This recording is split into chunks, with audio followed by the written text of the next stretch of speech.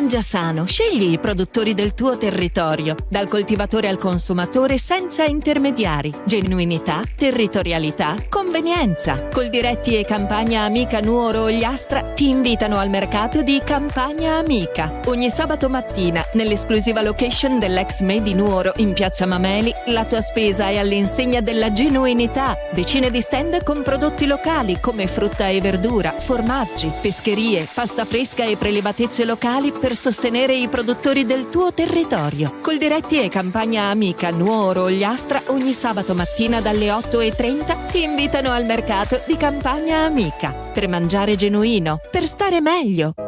Ogni volta che entro qui so che ci sei, sempre al mio fianco. Sono pronto a sostenerti in tutti i reparti, corsia dopo corsia. Dagli alimentari al sushi sul momento, passando per macelleria e pescheria. Insieme sposiamo solo la qualità. E se non hai voglia di cucinare, scopri la freschezza del reparto gastronomia. Delizie pronte da gustare, buone come fatte in casa. Vivi la tua spesa con amore all'Eurospar Tortolì. In offerta, pizza Regina Alta Margherita Cameo 375 grammi a €1,99. Birra Heineken 66 CL a €1,19. Mozzarella Arborea 3 per 100 grammi a €1,95. Biscotti classici Mulino Bianco vari tipi 350 grammi a €1,49. Eurospar, via Bertulotto 2, Tortolì. Tutti i giorni orario continuato dalle 8:30 alle 20:30. La domenica sino alle 20.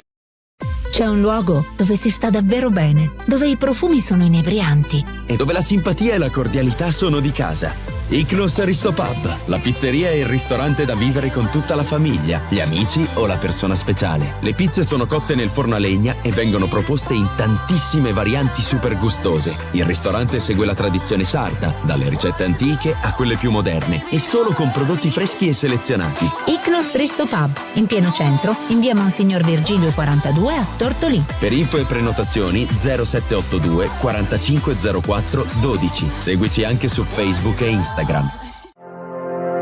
Amy, cos'ha da dire sul capitolo Amy? Guardi, vado da lei perché è flessibile con gli orari. Vado da lei perché è come se lei venisse a casa mia.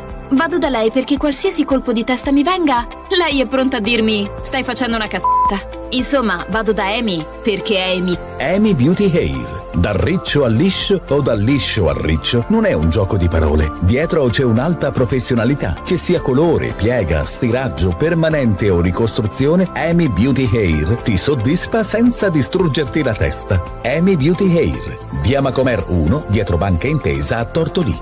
0782 62 36 84.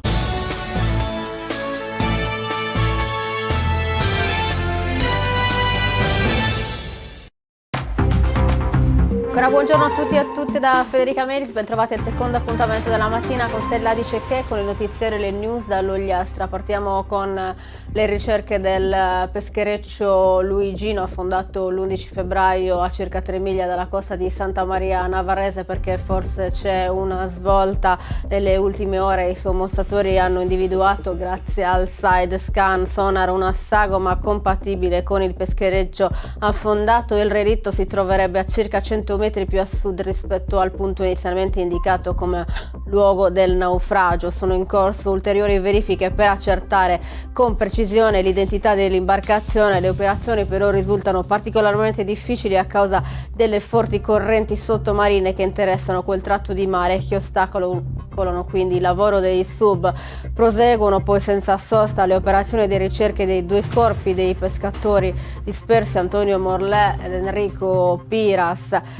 Ricordiamo, le operazioni sono riprese da alcuni giorni con il miglioramento delle condizioni meteo marine, con l'impiego del quarto nucleo sommozzatori della Guardia Costiera di Cagliari. In azione appunto anche un ROV, veicolo subacqueo a controllo remoto capace di operare a grandi profondità e esplorare il fondale marino in condizioni complesse. Nei giorni scorsi era stato recuperato anche l'EPIRB del motopesca, ovvero il trasmettitore di emergenza rinvenuto a 13 miglia dal punto dell'affondamento, mentre appunto il relitto sembra trovarsi in un'area molto più vicina al luogo della tragedia.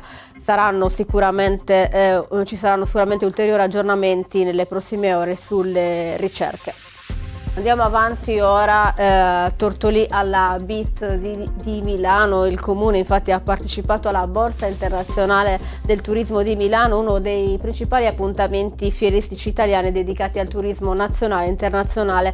L'amministrazione comunale ha preso parte all'evento all'interno dello stand della Regione Sardegna, occasione importante di confronto e promozione per proseguire il percorso di valorizzazione e crescita del territorio ogliastrino. A rappresentare il comune sono stati il sindaco Marcello Ladu, il consigliere delegato al turismo Michele Fanni e la consigliera Stefania Vargio, a margine di un convegno dedicato al tema dei centenari. Alla presenza dell'assessore regionale al turismo Franco Cucuredo è stato presentato un nuovo video promozionale del territorio. Protagonisti le località di Arbatax e Orri insieme alla stessa Tortolì, raccontati attraverso immagini suggestive che valorizzano le coste e le bellezze naturalistiche della zona. Il video, interamente realizzato dal regista tortoliese Mauro Aragoni, ha catturato l'attenzione di operatori e visitatori presenti in fiera. L'amministrazione comunale fa sapere che nuove iniziative promozionali saranno avviate a breve per rafforzare ulteriormente la presenza di Tortolì tra le destinazioni turistiche di rilievo. Andiamo avanti, parliamo ora del Giro della Sardegna, che torna appunto protagonista del grande ciclismo internazionale con il ritorno dopo 15 anni di questo importante appuntamento sportivo. L'edizione 2026 è al via, parte oggi sino al 1 marzo con 5 tappe, attraversa alcuni degli scenari più suggestivi dell'isola.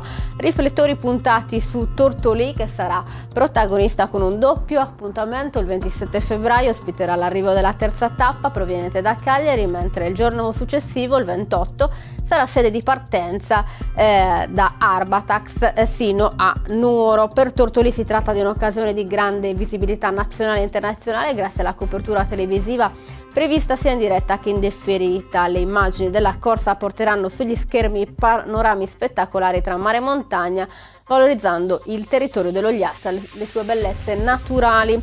Il Giro della Sardegna, nato nel 1958, è una delle competizioni più prestigiose del ciclismo italiano. Nel suo albo d'oro figurano campioni leggendari come Eddy Merckx, Jacques Anquetil, Giuseppe Saroni e Peter Sagan.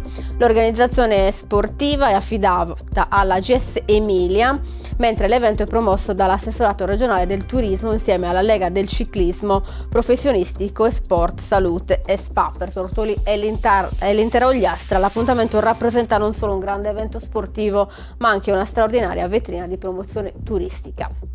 Andiamo avanti, ci spostiamo a Barisardo perché il sindaco ha convocato una riunione del Consiglio Comunale per questo pomeriggio alle 17:30. L'incontro rappresenta un momento centrale per la programmazione amministrativa dell'ente, con all'ordine del giorno temi di rilevante importanza per la gestione finanziaria e organizzativa. Tra i punti principali c'è l'approvazione del bilancio di previsione, documento fondamentale che definisce le linee economiche e finanziarie dell'ente per il prossimo triennio, e poi ancora l'esame del Consiglio, l'approvazione del documento unico di programmazione. Il DUP rappresenta il principale atto di pianificazione strategica dell'ente locale e infine i consiglieri saranno chiamati a discutere le modifiche al regolamento che disciplina la tassa sui rifiuti, la Tari, tema particolarmente sensibile per cittadini e imprese. Chiudiamo ora con un evento restando a Barisardo perché sabato 28 febbraio alle 18 nell'aula consigliare del comune sarà proiettato il documentario Le cicogne di Chernobyl, dedicato alla straordinaria esperienza di accoglienza dei bambini provenienti dalle zone contaminate dopo il disastro nucleare del 1986. Nel corso dell'incontro porterà la propria testimonianza Natalia Matusevic, rappresentante di Cittadini del Mondo in Ogliastra, che racconterà la sua esperienza personale di bambina accolta, una storia di legami umani e amicizia che continua ancora oggi. Il film racconta una pagina di solidarietà che ha visto l'Italia accogliere 700.000 minori provenienti dalle aree contaminate, con un contributo straordinario della Sardegna, divenuta nel tempo simbolo di accoglienza. Nel 2026, anno del 40° anniversario del disastro di Chernobyl, La proiezione rappresenta un momento di memoria e riflessione, ma anche un omaggio alle famiglie che hanno aperto le proprie case offrendo protezione e cura e nuove prospettive di vita.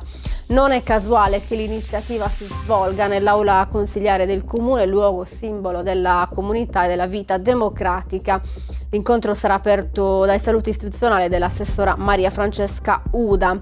Oltre alle testimonianze delle famiglie sarde accoglienti e dei bambini accolti, il documentario presenta immagini esclusive realizzate nella zona di esclusione intorno alla centrale, un viaggio nei luoghi in cui tutto ha avuto inizio.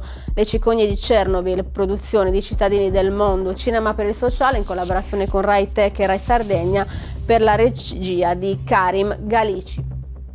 Chiudiamo così il notiziario di oggi, torniamo domani mattina con la rassegna stampa. Grazie per averci seguito e grazie alla regia di Roberta Loe.